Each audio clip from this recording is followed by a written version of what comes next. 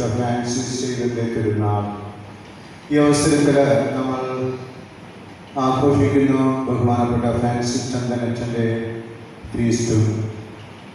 നമുക്കറിയാം, Francis Xavier ഭാരതത്തിൻ്റെ അപ്പോസ്തലനാണ്. വിവിധ ദേശങ്ങളിൽ പോയി വചനം പ്രഘോഷിച്ച വ്യക്തിയാണ്. അതുപോലെ നമ്മുടെ ചന്ദനച്ചനും വടക്കേ ഇന്ത്യയിലെ പല മിഷൻ സ്റ്റേഷനുകളും ആരംഭിക്കുന്നതിന് ഉള്ള കൃപ അച്ഛന് ലഭിച്ചു. അച്ഛൻ അതൊക്കെ സ്റ്റാർട്ട് ചെയ്തു. അച്ഛൻ്റെ പ്രവർത്തനങ്ങൾ ഇപ്പോഴും നടന്നുകൊണ്ടിരിക്കുകയാണ്. വിവിധ ദേശങ്ങളിൽ നമുക്ക് സന്തോഷിക്കാവുന്ന ഒരു കാര്യമാണ്. അച്ഛൻ 4 വർഷക്കാലം ഇതിനു മുൻപ് ഉണ്ടായിരുന്നു. ഇതാ 4 വർഷക്കാലത്തിന് ശേഷം വീണ്ടും IMSലേക്ക് കടന്നുകൊണ്ടിരിക്കുകയാണ്. അച്ഛൻ വളരെയധികം തീഷ്ണതയോടുകൂടെ പ്രാർത്ഥിക്കുകയും പ്രവർത്തിക്കുകയും ചെയ്ത വ്യക്തിയാണ്. അനേകർക്ക് മാതൃക നൽകിക്കൊണ്ടുള്ള ഒരു ജീവിതം അദ്ദേഹം കാഴ്ചവെക്കുകയാണ് ചെയ്തത്. ഇതാ IMSൽ വന്നപ്പോഴും IMSലെ വചന പ്രഘോഷണങ്ങളിലും എല്ലാ വിധത്തിലുള്ള മറ്റ് കുമ്പസാരങ്ങളിലും കുർബാനയിലും ഒക്കെ പങ്കെടുത്തുകൊണ്ട് ഇതിന് നേതൃത്വം കൊടുത്തുകൊണ്ട് ചന്ദനച്ചൻ മുന്നോട്ട് പോവുകയാണ്. അച്ഛൻ്റെ ആ തീക്ഷ്ണമായ പ്രവർത്തനത്തെ നമുക്ക് അനുകരിക്കാവുന്നതാണ്. അങ്ങനെ ഇന്ന് നമ്മൾ ചന്ദനച്ചന് വേണ്ടി പ്രാർത്ഥിക്കുന്നു.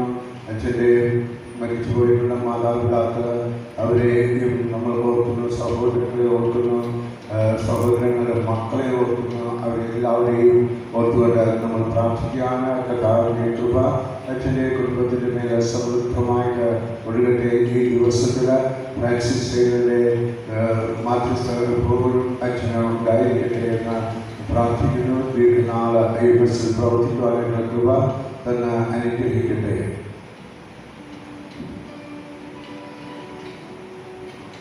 ഇന്ന് സ്നേഹാഭിഷേക ധ്യാനം ആരംഭിക്കുന്നുണ്ട്. ഈ ധ്യാനത്തിൻ്റെ സഫലതയ്ക്ക് വേണ്ടി നമുക്ക് പ്രാർത്ഥിക്കാം.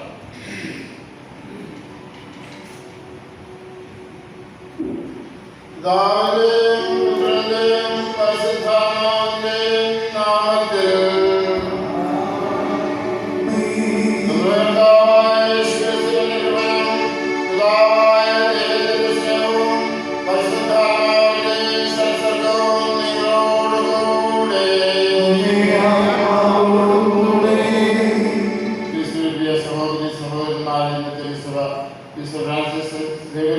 ആഘോഷിക്കുകയാണ്. ഒരു മനുഷ്യൻ ലോകം മുഴുവൻ നേടിയാലോ തന്റെ ആത്മാവ് നശിച്ചാലോ എന്ത് പ്രയോജനമെന്ന് വിശുദ്ധ ഇഗ്നാഷ്യസിന്റെ വചനങ്ങൾ ഫ്രാൻസിസിന്റെ ജീവിതത്തിൽ വലിയ വിപ്ലവങ്ങൾ സൃഷ്ടിച്ചു. 1506 സ്പെയിനിൽ ജനിച്ചു. 1534 പ്രതിഭാകാലത്തിൽ സന്യാസ സഭയിൽ അംഗമായി. 1537 വെനീസിൽ വെച്ച വൈദിക പദവി സ്വീകരിച്ചു. 1540 ഇന്ത്യയിലേക്ക് യാത്ര തിരിച്ചു. 13 മാസത്തെ കപ്പലയാത്രയ്ക്ക് ശേഷമാണ് അദ്ദേഹം ഇന്ത്യയിൽ എത്തിച്ചേർന്നത്. ഇന്ത്യ, മലാക്ക, ജപ്പാൻ എന്നീ 3 രാജ്യങ്ങൾ 10 വർഷത്തോളം അദ്ദേഹം കഠിനാധ്വാനം ചെയ്ത് മിഷണറിയായി പ്രവർത്തിച്ചു. ദരിദ്രരുടെ ഭക്ഷണവും കഴിച്ച് ദരിദ്രരോടൊത്ത് അദ്ദേഹം ജീവിച്ചു. മലർപ്പൊടിയും കഞ്ഞിവെള്ളവും കുടിച്ച് മാത്രമായിരുന്നു അദ്ദേഹം ജീവിച്ചിരുന്നത്. പകൽ പ്രസംഗത്തിലും പഠനത്തിലും രാത്രികാലങ്ങളിൽ പ്രാർത്ഥനയിലും അദ്ദേഹം ചിലവഴിച്ചിരുന്നു. ആത്മീയ ആഹ്ലാദത്തിനിടെ അദ്ദേഹം പറയുമായിരുന്നു, മതി കർത്താവേ മതി. എന്നാൽ ക്ലേശങ്ങളും കുരിശുകളോടും കുറെ കൂടി കർത്താവേ കുറെ കൂടി എന്ന് പറയുമായിരുന്നു. പലയിടങ്ങളിലുമായി 3.5 ലക്ഷം പേരെ അദ്ദേഹം മാനസാന്തരപ്പെടുത്തിയിട്ടുണ്ട്. അദ്ദേഹം കേരളത്തിലും ഗോവയിലും കോളങ്ങൾ തീരത്തുമായി 50,000 വരെ സ്വന്തം കൈകൊണ്ട് മാനസാന്തരപ്പെടുത്തിയെന്ന് പറയപ്പെടുന്നു. ജപ്പാനിലും സാധാരണ ജനങ്ങളോട് സംസാരിക്കാൻ പഠിപ്പിക്കാൻ അദ്ദേഹത്തിന് സാധിച്ചു.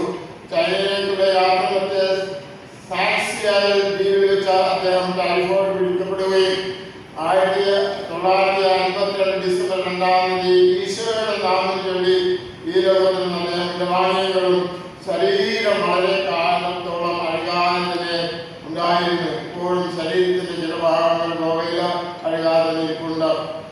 ഫ്രാൻസിസ് പ്രാർത്ഥികമായിരുന്നു, എനിക്ക് ആത്മാക്കളെ തരിക, ശേഷമെല്ലാം എടുത്തുകൊള്ളുക എന്നാണ് അദ്ദേഹം പ്രാർത്ഥിച്ചുകൊണ്ടിരുന്നത്. എനിക്ക് ആത്മാക്കളെ തരിക, ശേഷമെല്ലാം അങ്ങ് എടുത്തുകൊള്ളുക. സ്വന്തം കാര്യം നോക്കാതെ ആത്മാക്കളുടെ രക്ഷക്കാർ പ്രവർത്തിക്കുന്ന മിഷനുമാർ ഉണ്ടായിരുന്നുവെങ്കിൽ ലക്ഷക്കണക്കിന് ജനങ്ങൾ മാനസാന്തരപ്പെടുമായിരുന്നുവെന്ന് ഫ്രാൻസിസ് പറയുകയുണ്ടായി. നമ്മുടെ മാതാവിനും അവകീർത്തനമേക അകതാരിക ജഗദീപികളോടെ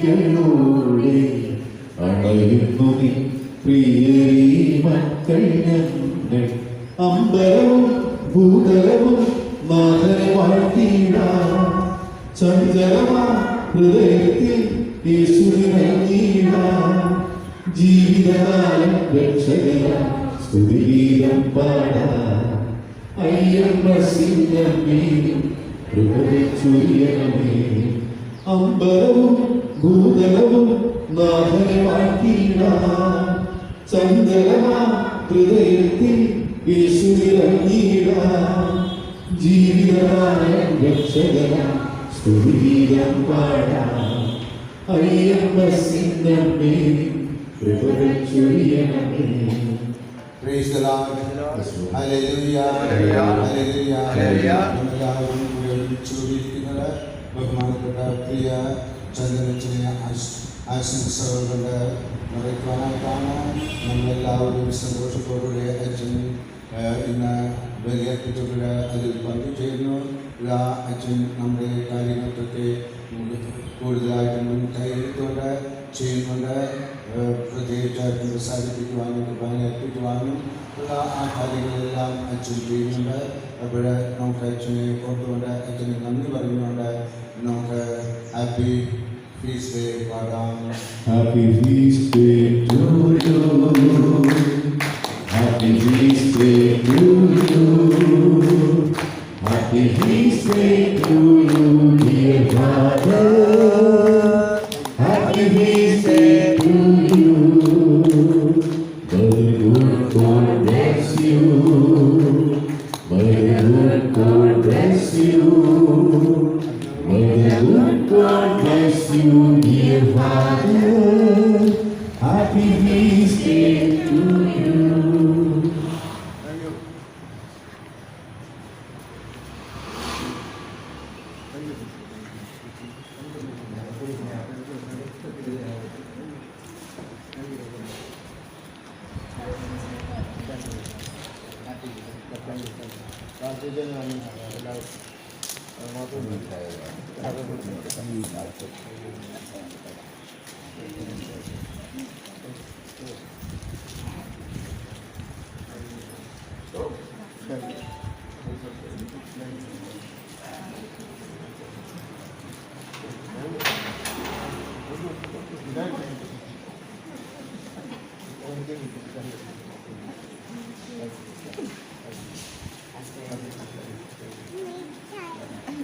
Hi.